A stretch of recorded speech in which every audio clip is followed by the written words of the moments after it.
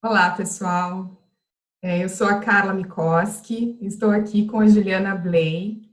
A gente resolveu fazer um bate-papo em comemoração ao Dia do Psicólogo, para contar um pouquinho a nossa história, nosso percurso como psicólogas na área de segurança do trabalho, que é uma área relativamente nova, dentro do campo de atuação da psicologia e também como área do conhecimento, né? Então, a ideia é que a gente possa contar um pouquinho para vocês como é que a gente chegou na área de segurança do trabalho como psicólogas, como a gente se conheceu e um pouco de como é atuar nessa área. Então, queria te convidar, Ju, para Hum. você se apresentar e falar um pouquinho para a gente a respeito da sua trajetória aí nessa área. Então, Carla, é uma delícia poder estar aqui contigo conversando sobre o trabalho do psicólogo dentro da área de segurança, né, que é uma paixão para mim, eu sei que é para você também, é um lugar onde a gente se encontrou, né, se aproximou e há tanto tempo atrás. E poder contar um pouco dessa história e pensar juntos qual que é a missão, qual que é o propósito, a serviço de que a gente está quando a gente vai como profissional da área da saúde, da área de humanas, para dentro desse contexto da prevenção de doenças e acidentes do trabalho. Eu já me interessava muito por esse assunto ainda na faculdade, porque sempre me intriguei com essa coisa das pessoas ficarem doentes de tanto trabalhar. A coisa do workaholic, do estresse, do gerenciamento do estresse, me chamava já no começo da faculdade. E eu fui fazendo cursos, estudando, me aperfeiçoando e fui fazer estágio numa consultoria que já trabalhava com programas de qualidade de vida, onde eu conheci um consultor que tinha acabado de voltar de fora do país, estudando já o trabalho do psicólogo dentro dessa área, e eu achei sensacional. Primeiro, por ser uma coisa que eu nem sabia que existia, e dentro da faculdade eu nunca tinha ouvido falar, e nem nos congressos que eu tinha ido, e também por ser uma abordagem que, quando eu comecei a estudar, não tinha quase nada em português, tinha só o livro do Della Coleta, lá de 91, e mais nada, e tinha que caçar um artigo aqui, uma dissertação ali. Então, logo que saí da faculdade, já saí trabalhando em projetos que envolviam também a segurança e fui para o mestrado para tentar me aprofundar e produzir conhecimento brasileiro em relação às contribuições que a psicologia poderia dar aqui para esse contexto no Brasil. Os nossos números no Brasil, você sabe, eles dizem que a cada 3 horas e 40 uma pessoa morre de acidente de trabalho no Brasil, hoje. E a cada 40 segundos a gente tem um acidente de trabalho.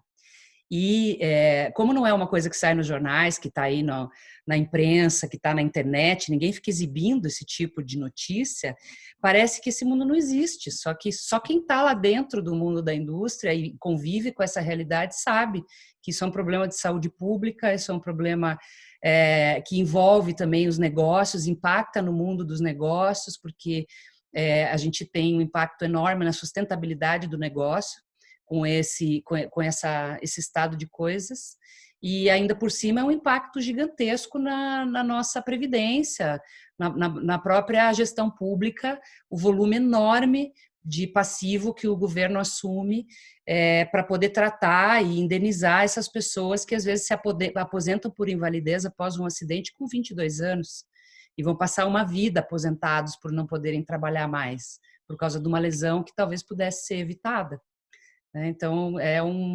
um propósito que me encanta e é também um desafio, né, para a gente que é do mundo das humanas, ajudar o mundo da indústria, o mundo das exatas, o mundo da razão, a trazer essa humanidade, esse entendimento do humano, assim, nesse lugar que eu chego. Queria ouvir também de você um pouco, de como é que você chegou, para a gente compartilhar um pouquinho com o pessoal as nossas histórias, que a gente tem muitas, né, Carla?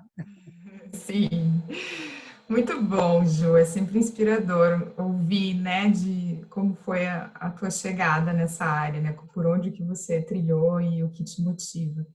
Bom, eu na faculdade, assim como você, nunca ouvi falar sobre psicologia da segurança do trabalho. Claro que a gente tinha algumas disciplinas de psicologia do trabalho, psicologia organizacional, sempre voltada com foco para o RH, né, para treinamento, desenvolvimento, carreira, sucessão, né?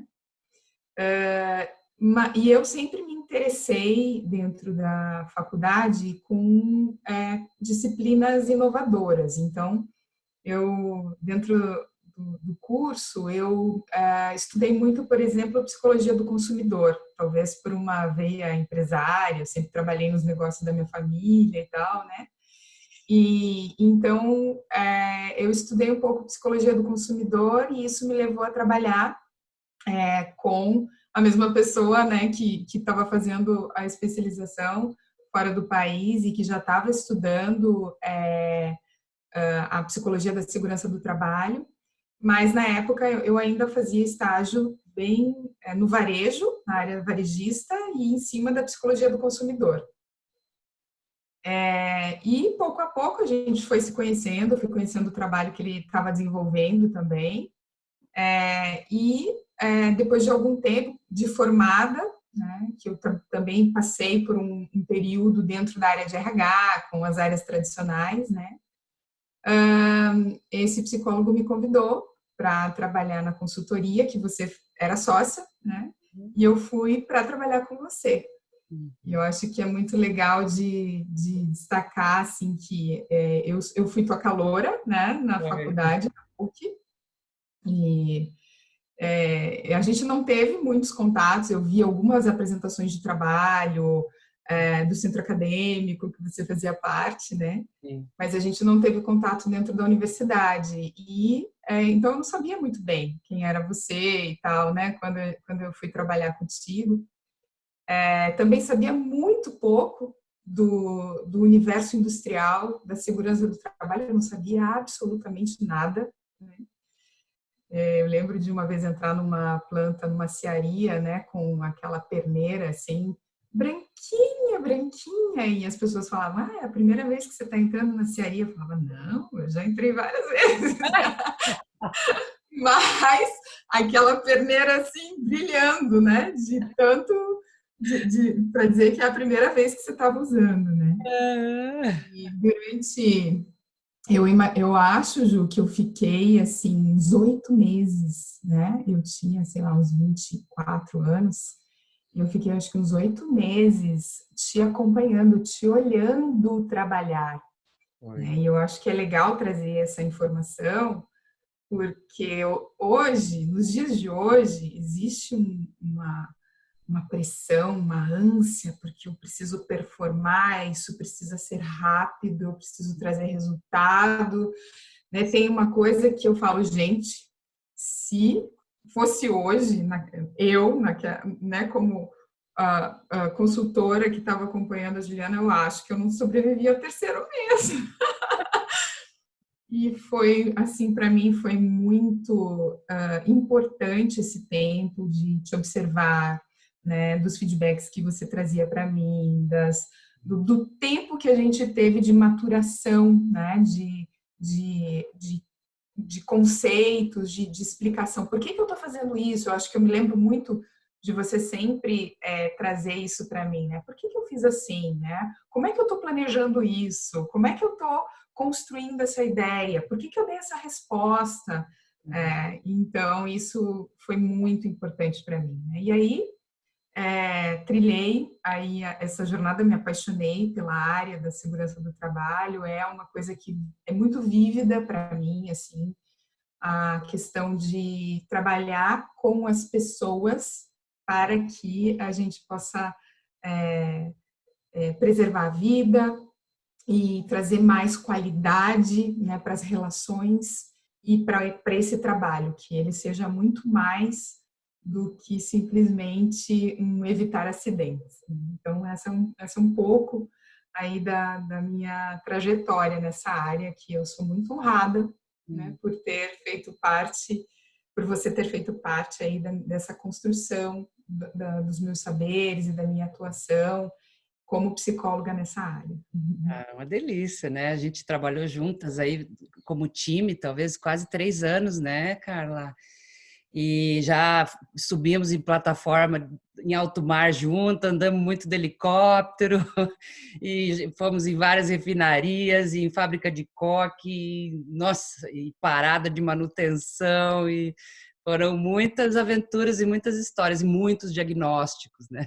Nossa, muitos diagnósticos. Então, para mim também é uma alegria a gente poder ir percebendo o valor disso, né? Que é o valor da gente ir tecendo uma prática que é tão de conectar o sutil e o objetivo, que é muito o trabalho do psicólogo em todos os lugares, é conectar o visível e o invisível, tecendo juntas, né, cocriando, desenhando processos juntos, né? Para mim foi também maravilhoso, tanto é que a gente trabalha juntas e, né, e convive até hoje por essa parceria ter funcionado tão bem, né? E você hoje com a Única e eu também trabalhando hoje como consultora independente, como a gente, através dessas aprendizagens aí, desses projetos, desses longos projetos que a gente viveu aí, 2, 3 anos do mesmo projeto juntas, o quanto isso criou base para que a gente possa hoje ter mais segurança profissional, consistência naquilo que a gente fala, uma construção de um vínculo mais de confiança e de troca mesmo com as empresas que a gente atende. Eu acho que isso é uma joia, né? Muito legal. E você fez esses tempos um levantamento que eu achei genial, queria que você compartilhasse um pouco com o pessoal, que é um levantamento dos grandes ícones da psicologia dentro do mundo da segurança, que é um assunto que a gente conversa já há décadas entre nós, mas que é algo que não está tão disponível para as pessoas. Eu acredito que mesmo os profissionais da segurança, engenheiros, técnicos, não tenham esse conhecimento, né, do quanto a psicologia já aportou de conceitos que muitos usam até hoje sem saber que eles vieram da psicologia. Conta pra gente um pouco. Então, eu tenho aprofundado alguns estudos, né, especialmente porque a gente percebe que o mundo está evoluindo, o mundo VUCA está aí, a complexidade, a vulnerabilidade, as incertezas, e no mundo da segurança não é diferente. E tem várias pessoas, vários psicólogos, vários estudiosos olhando para esses fenômenos e tentando ajudar a gente, né? Contribuir de alguma maneira de como que a gente pode lidar com o ser humano e como a gente pode avançar o nosso olhar também. Eu trouxe algumas referências, não são todas, mas eu pincei algumas que eu acho que são super importantes na história, pessoas e autores no qual a gente baseou o nosso trabalho, ainda baseia o nosso trabalho, né, Ju? Uhum. Então, a começar pelo Geller, Scott Geller, que é um psicólogo norte-americano, ele é um dos criadores da abordagem comportamental, né, num formato humano, né, com uma abordagem que tem uma finalidade de entender o comportamento, ou seja, o que está por detrás daquilo que a gente pode observar. Então, ele traz também muito o conceito do cuidado ativo. Ele foi um grande expoente, ele tem 27 livros escritos, mais de 300 artigos, então é um cara muito importante para a nossa área. Eu trabalho em cima do método coach, por exemplo, nas abordagens comportamentais. A gente tem também o Krause, que é um outro expoente dentro do BBS, né, dessas abordagens que levam em consideração o comportamento, né, em segurança do trabalho. O Krause, ele recentemente, né, dos anos 2000 para cá, ele ficou mais famoso por conta do livro dele, dos 7 insights sobre a liderança para a segurança, e que eu acho genial, as competências, as melhores práticas que ele trabalha. Temos também o François Danilou, que é um engenheiro, doutor em ergonomia, e trouxe uma grande contribuição também para a área de segurança com o conceito de fatores humanos e organizacionais em segurança do trabalho. Ele trouxe uma abordagem importante para o olhar para a cultura de segurança.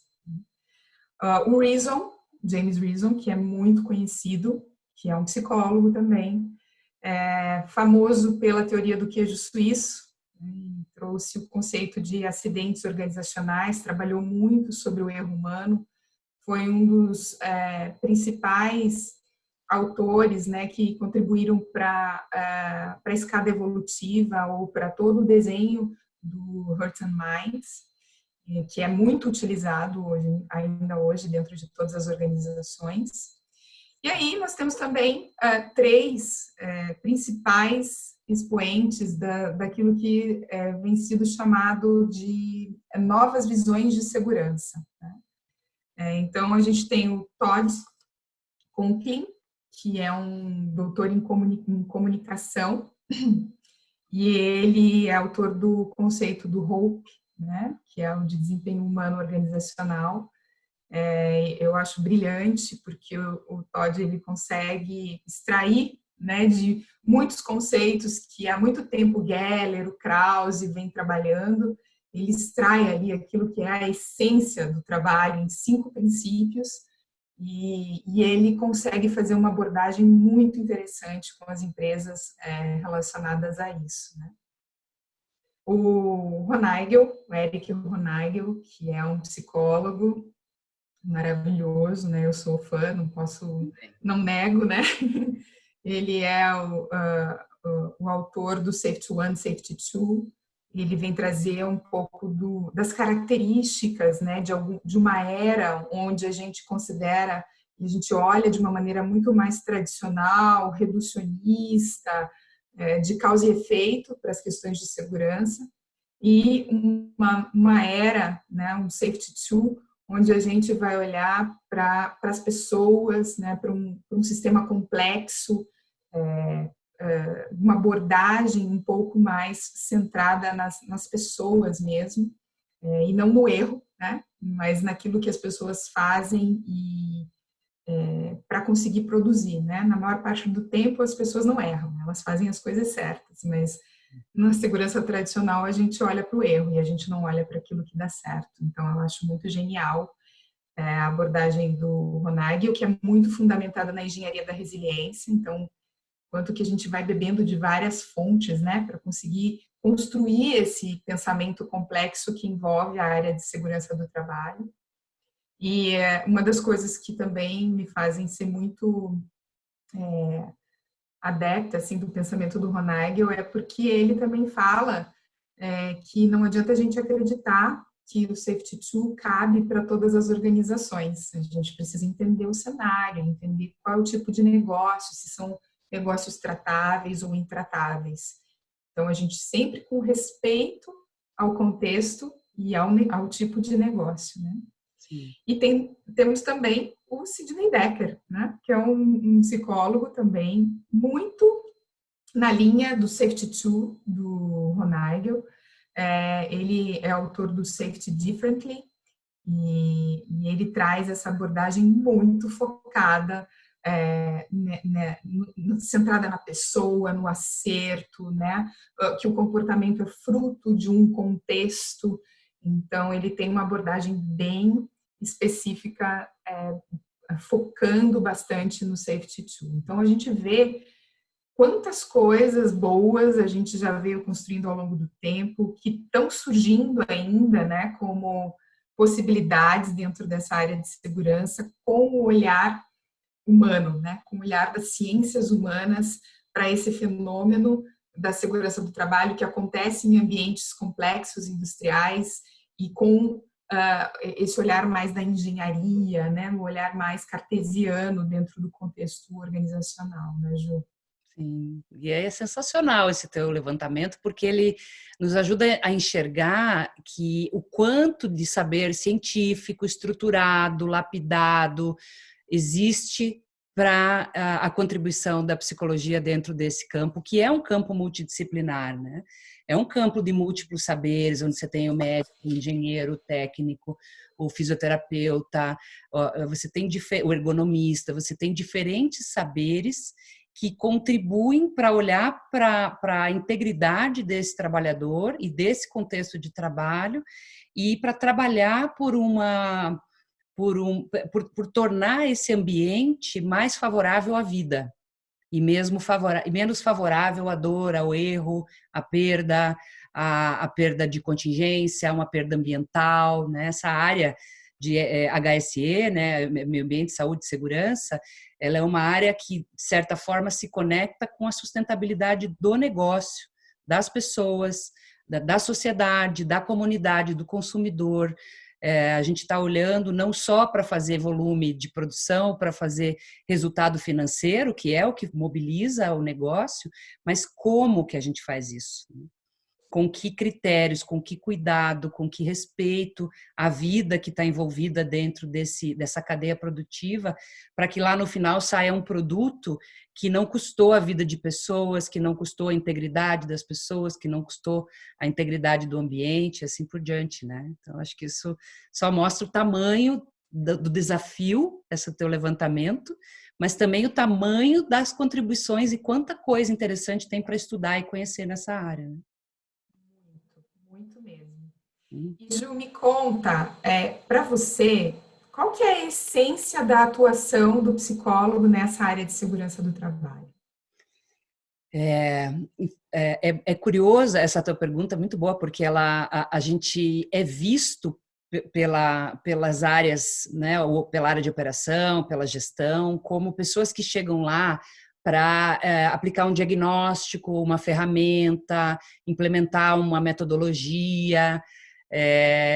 Na verdade, o nosso trabalho ele é muito anterior a isso e ele é muito mais profundo do que isso. Só que as empresas, os profissionais de segurança, os nossos clientes, né? Tanto eu quanto você somos consultoras. Existem psicólogos que de uns anos para cá têm sido incluídos dentro da estrutura de saúde, segurança e meio ambiente, o que é uma baita de uma conquista. Eu, quando comecei a trabalhar com isso, não conhecia ninguém. Nem o psicólogo que estava dentro da área de segurança, os psicólogos das empresas iam para o RH. A primeira vez que eu cheguei para fazer um projeto dentro de saúde e segurança numa indústria, eu cheguei na portaria e falei, eu quero ir lá na área de saúde e segurança. Mas a senhora é o quê? Eu sou psicóloga. Mas a senhora tem que ir no RH, a menina da recepção dizia para mim. E eu dizia, não, querida, eu vou lá, lá onde fica o ambulatório médico, os engenheiros. Eu, não, mas aqui o psicólogo só tem aqui no RH, que é aqui nesse prédio, nesse prédio. E hoje tem, né, graças aí a esse movimento das empresas em busca desses saberes dessa costura, psicólogos já dentro das estruturas trabalhando como consultores internos. Mas tanto faz se a pessoa está trabalhando interna ou como nós, que somos consultoras, prestadoras de serviço, o exercício é o exercício da prática mais fundamental do profissional de saúde, que eu vou usar nomes tradicionais para as pessoas entenderem do que se trata, né? Não são os nomes que eu uso, nem você, mas o processo é esse. Então, quando vem um pedido, quando uma empresa te liga e fala, olha, a gente está tendo um monte de acidente aqui e a gente quer que você venha dar uma palestra. Ou eu quero que você venha aqui fazer um trabalho. Normalmente o pedido vem assim, genérico. Nós queremos que você venha aqui fazer um trabalho. Quando tem o pedido, a gente começa um processo de investigação desse pedido, que na área da saúde a gente chama de triagem, que é quando você vai numa unidade de saúde, um enfermeiro te atende, tira a tua temperatura, pergunta o que está acontecendo, vê o teu histórico e fala, olha, você vai para o clínico geral, ou não, você vai direto para a emergência, ou não, você vai para o ortopedista. Então, a triagem é esse momento onde a gente pergunta, que tipo de acidente vocês estão tendo? E vocês já têm um programa estruturado, vocês já são certificados na 18.000, que agora é 45.000, vocês já têm gestão sobre isso? Me conta um pouco do que está acontecendo na empresa.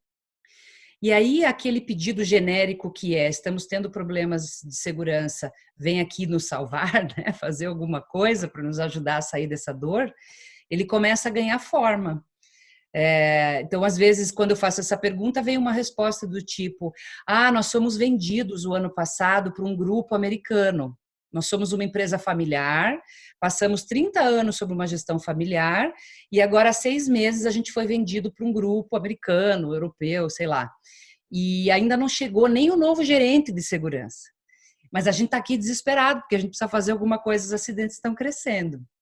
Então, quando eu começo a fazer perguntas, eu começo a triar qual é exatamente a dor que essas pessoas têm.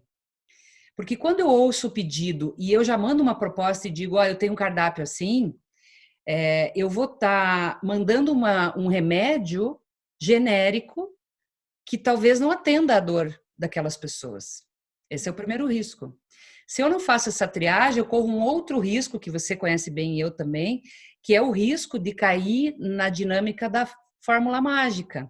Então, a gente está tendo vários problemas aqui, a gente não parou para analisar os nossos problemas em profundidade, a gente ainda não entendeu por que a gente está tendo esses acidentes, e a gente acha que se vier alguém muito estudioso, especialista, e der uma palestra de 1 hora, daquele dia em diante ninguém vai se acidentar.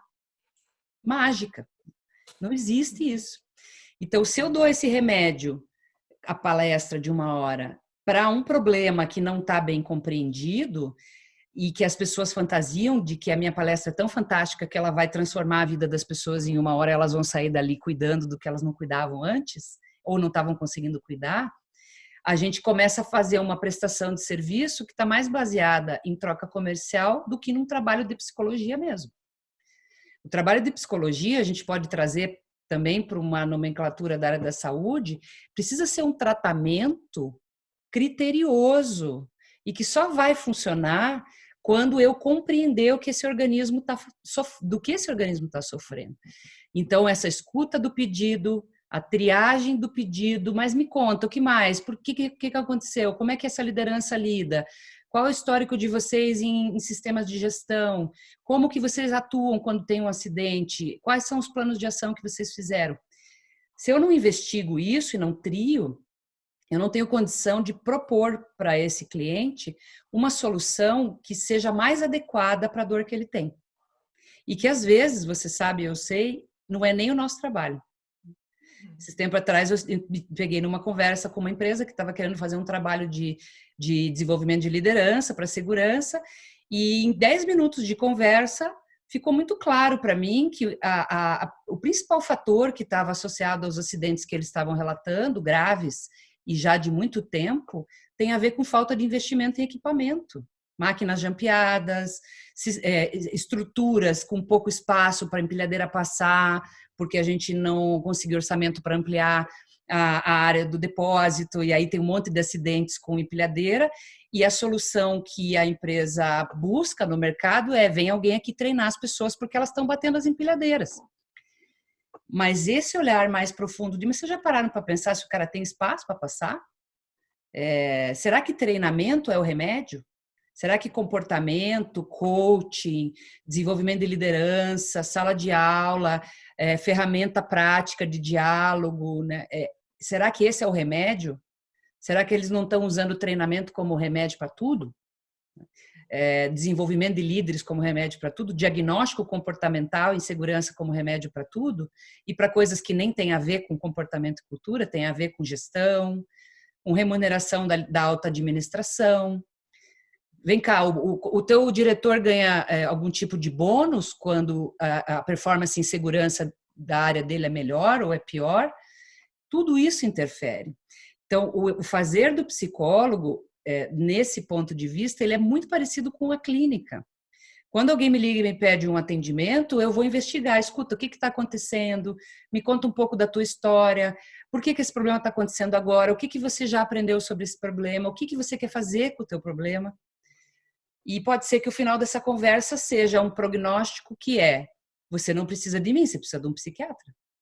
Ou esse tipo de trabalho, na minha linha de psicologia, eu não faço. Mas eu conheço uma pessoa ótima que faz, eu vou te indicar. Porque esse prognóstico vai ser muito mais apropriado para a tua dor. Então, esse trabalho, triagem, redefinição do pedido e proposição de um tratamento apropriado para a dor que o cliente tem, é a essência do trabalho do profissional de saúde, é a essência do trabalho do psicólogo. E a gente precisa fazer isso também com o mundo da segurança. Porque a dor do acidente, um acidente fatal, um acidente grave ou uma curva de acidentes, ela gera uma urgência em líderes, gestores, alta administração, que nós precisamos fazer alguma coisa, vocês vão aí no mercado procurar alguém que resolva isso para nós.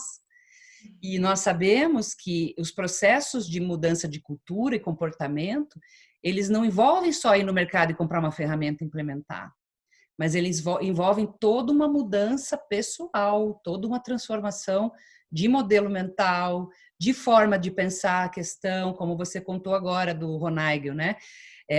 Ou do Hoppe, Vamos olhar menos para o acidente e vamos olhar mais para o que a gente faz bem. E isso é trabalhar a dimensão saudável do organismo, empresa.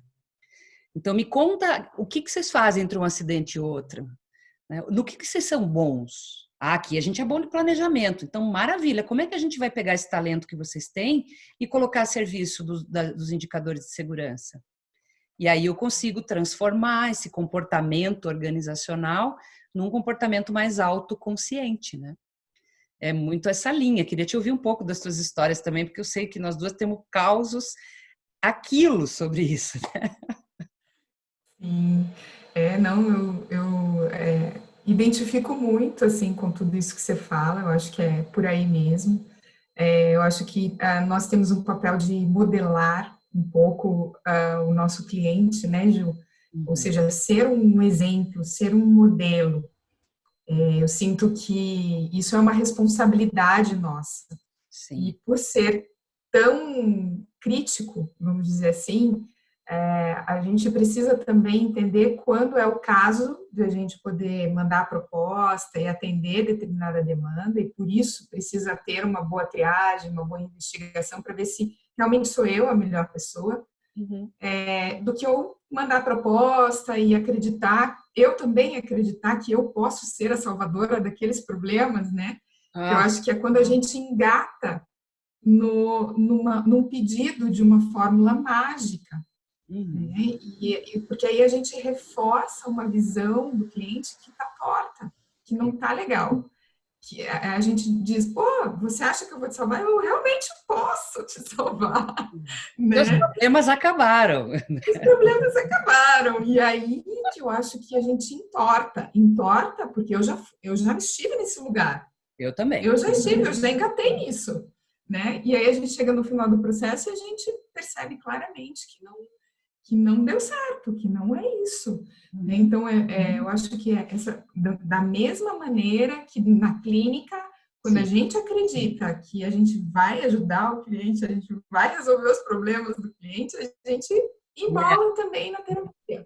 exato. Então, essa postura e esse olhar ético, responsável, de devolver para o cliente, né, a responsabilidade pelas suas dores, né, de desmistificar essa ideia de que vai ter um salvador que virá resolver todos os seus problemas, né, que vai ter a fórmula mágica, que agora o safety tool, né, que eu também tenho uma preocupação. É claro que eu concordo com toda a abordagem, mas se a gente pega, recorta isso e a gente cola em todas as organizações sem entender quais são as suas dores, qual é a sua característica de negócio, como em que estágio você está, do que você precisa, a gente está, como psicólogo e consultor, reforçando uma doença e não ajudando o organismo a sair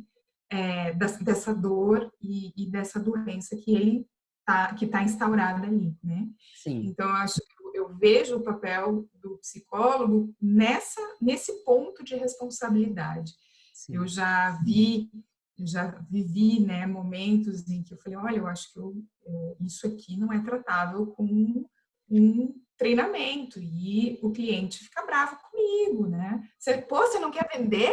Não acredito, você vai se recusar a fazer um trabalho para a empresa X, né? Eu já ouvi um gerente, ele falou: você não sabe ganhar dinheiro, menina. Eu tô querendo Isso, botar um projetão na tua mão, você vai faturar horrores, você tá me dizendo não, você é arrogante? Na minha cara, ele falou. isso. Eu não sou arrogante, eu não vou vender para você uma coisa que não vai funcionar, porque eu não quero me corresponsabilizar por um tratamento infrutífero, antiético, que vai comprometer, inclusive, a minha imagem. Eu vou participar de uma coisa que vai prometer algo para as pessoas e não vai entregar, porque o que você está imaginando não é tecnicamente viável dentro do trabalho da psicologia. Então, é isso que você fala, gente. Existe um processo de entendimento e sempre é quase como uma evangelização, né, Carla? É sempre uma conversa que começa na singularidade de cada organização. Então, por mais que você seja um grupo mundial que tem usinas pelo mundo inteiro, e tenha uma linha mestra corporativa, cada unidade tem sua singularidade, cada negócio tem sua singularidade. Dentro do mesmo grupo, você tem diferentes áreas de negócio que têm características de clima, cultura, psique diferentes. E aí, endeusar as ferramentas, as metodologias e as curvas diagnósticas como sendo uma injeção única que vai gerar o mesmo efeito em todos os organismos é uma ingenuidade. E como você fala isso, essa palavra para mim é muito importante, que é a história da ética. É ético da nossa parte, como psicólogos, que a gente posicione isso para o cliente, mesmo que ele fique indignado. Mesmo que ele ache que você não sabe ganhar dinheiro, mesmo que ele ache que você comercialmente não sabe ser agressiva. E tem nada a ver com isso, né? Antes de ser empresária, eu sou uma psicóloga e eu preciso resguardar a ética dessa prática, que é tratar cada organismo como um indivíduo. Perfeito. Eu comungo completamente, assim, e vejo, né, que para mim, eu sou tão apaixonada pelo que eu faço e respeito tanto essas práticas que eu acho que essa ética e essa responsabilidade tem que vir acima de qualquer coisa. Para mim, isso é inegociável, né? Então, a gente poder realmente entender se de verdade o meu trabalho ele realmente vai ser útil, ele vai poder de alguma maneira impactar nesse organismo para a saúde dele, né? Para o benefício dele. Né? Se é disso que essa unidade ou essa empresa precisa neste momento, com essas circunstâncias, para esse resultado. Né? Então, acho que tem muitas coisas importantes dentro disso, além da ética nossa, né, própria da nossa construção técnica e profissional como psicólogo. Eu acho que tem uma outra dimensão importante da singularidade e desse modelar que você falou e que eu concordo 100%, que é a forma como eu lido com o cliente, me relaciono com o cliente, já educa, já desenvolve, já convida ele para um outro nível de conversa, já leva ele para um outro nível de consciência. A primeira conversa já faz isso. E isso não é porque você é uma pessoa iluminada, você é uma pessoa, nossa, cheia de talentos para fazer isso, né, Carla? A gente brinca, assim. Por trás de uma conversa desse tipo, eu faço 3 perguntas para o técnico de segurança, eu já falo, tua empresa está assim, está assim, está assim, e o cara fala, meu Deus, você tem visão, você tem uma bola de cristal? Não, eu tenho muito tempo de chão de fábrica.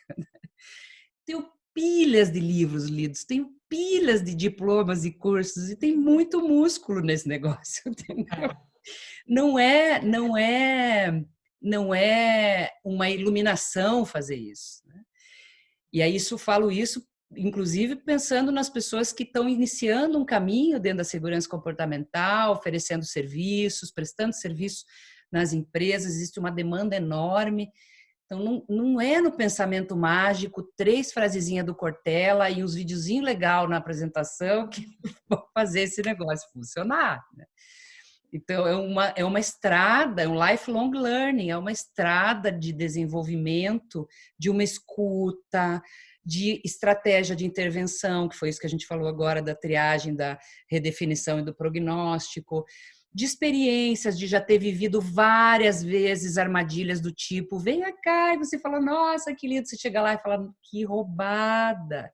Se eu soubesse que era para isso que tinham me chamado, não tinha nem mandado a proposta, porque eles estão completamente enganados sobre o que eu posso entregar para eles. E eu não fui capaz de perceber o nível de fantasia que eles tinham. Então, essa experiência vai trazendo isso, né, Carla? E aí a gente chega num ponto, né, que eu estava dizendo que é mais um ponto além da ética, que é a eficácia. Quem estuda profundamente e trabalha com mudança organizacional, com aprendizagem organizacional, com aprendizagem no trabalho, sabe que nenhuma empresa muda de fora para dentro. Então, quando a empresa sente dor, comprime, né? Nossa, nossos acidentes subiram. Nossa, tivemos um acidente fatal. Olha, os nossos números estão péssimos, o diretor novo chegou e quer que a gente faça alguma coisa. E eu vou lá no mercado e digo, tem alguém que vem aqui dizer o que eu tenho que fazer para melhorar? E eu projeto a minha fantasia de resolução na consultoria, eu me desresponsabilizo do meu trabalho. Então, de quem é o processo de conscientização, aprendizagem e mudança daquela organização? É da própria organização. Nunca é nosso, né, Carla? Nunca é nosso. Só que é muito sedutor pegar essa depositação. Nossa, então eles entenderam que sou eu que vou vir aqui salvá-los do limbo do acidente, né? E eu, como ser iluminado que sou, chegarei aqui com os meus saberes e vou derramar saberes e em 6 meses, 1 ano, tudo isso aqui vai se transformar. Isso não existe, cara. Não existe. Como na terapia. Ah, eu vou naquele terapeuta que é o melhor do Brasil, que é o mais caro, não sei o quê, porque ele vai resolver o meu problema. Se você não se responsabilizar pelo seu problema, nem Freud vai dar conta da sua vida. E o nosso trabalho, ao devolver para a empresa e dizer o que é que vocês estão dispostos a fazer. Eu posso ajudar a pensar, eu posso ajudar a montar a estratégia, mas o quanto de energia vocês estão dispostos a gastar? O quanto de risco interno vocês vão correr de bater na porta da diretoria e pedir dinheiro para melhorar as máquinas? Vocês estão afim? Porque o problema está aí. Vocês estão afim? Vocês têm coragem? Vocês têm suporte e governança para fazer isso? Está no momento de fazer isso? Tá. Então vamos, mas vamos juntos. Porque não sou eu que vou chegar aí e vou dizer, você faz isso, isso, isso e isso, que vai dar tudo certo e a mudança vai acontecer. A gente não tem esse poder, né? Nem na clínica, nem no trabalho. Não. E eu acho que, só complementando, Ju, essa questão da clareza para nós disso, em primeiro lugar, né?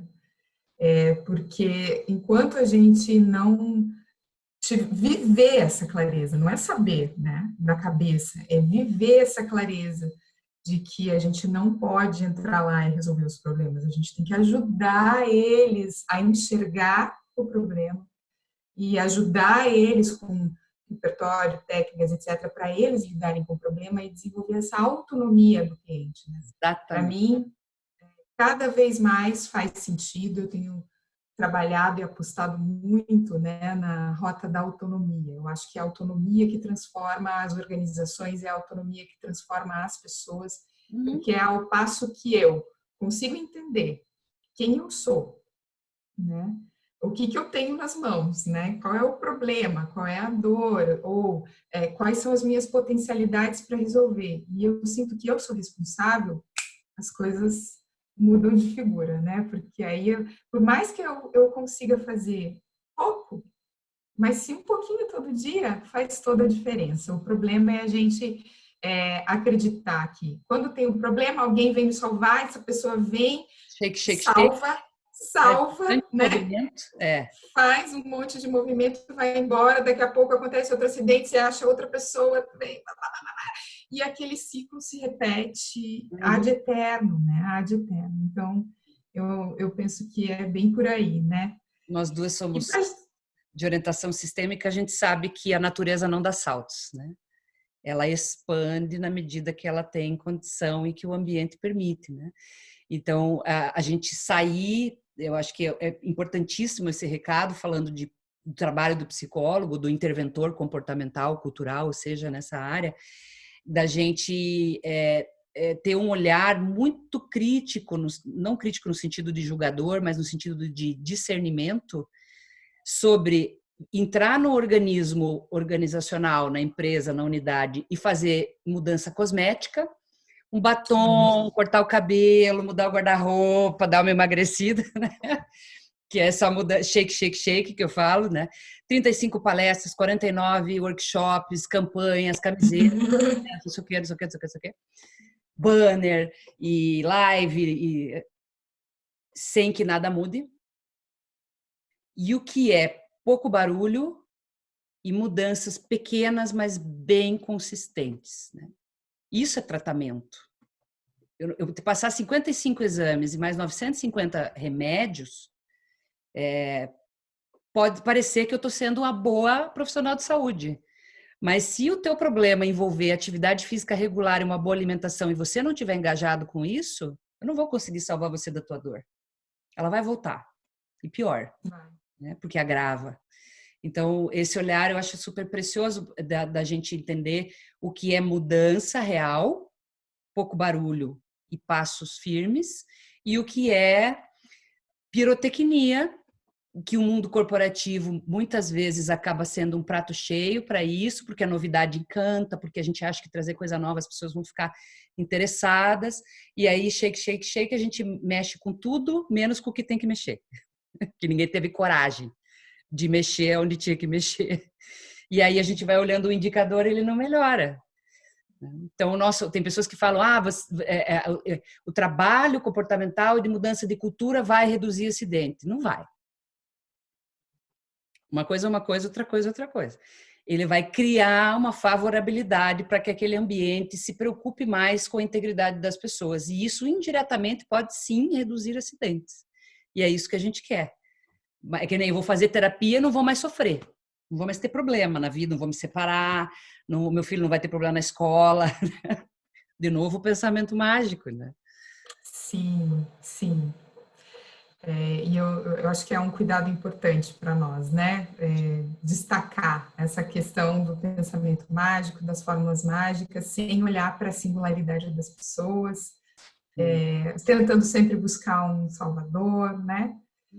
Muito legal, Ju. E para a gente ir fechando aqui a nossa conversa, eu acho que seria muito legal se a gente pudesse deixar um recado tanto para os profissionais da área de saúde e segurança, que estão vendo esse vídeo, né, quanto para os psicólogos. O que você deixaria aí de recado para eles? E aí depois eu posso trazer também o meu recado.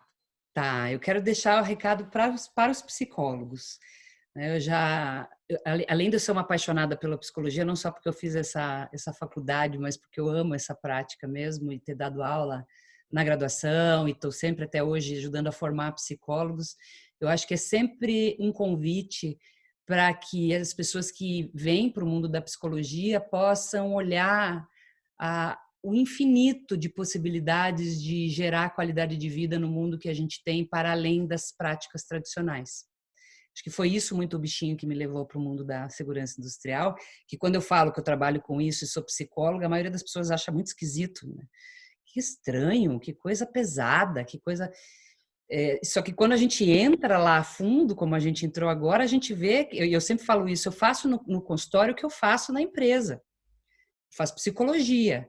Eu só faço numa linguagem diferente, com metodologias diferentes, com uma estratégia diferente, mas o olhar clínico, a triagem, o entendimento da dor, a proposição, o tratamento e a recuperação daquele organismo, do ponto de vista comportamental, do ponto de vista emocional, eu faço isso atendendo pessoas individuais, pessoas físicas, eu faço isso atendendo pessoas jurídicas.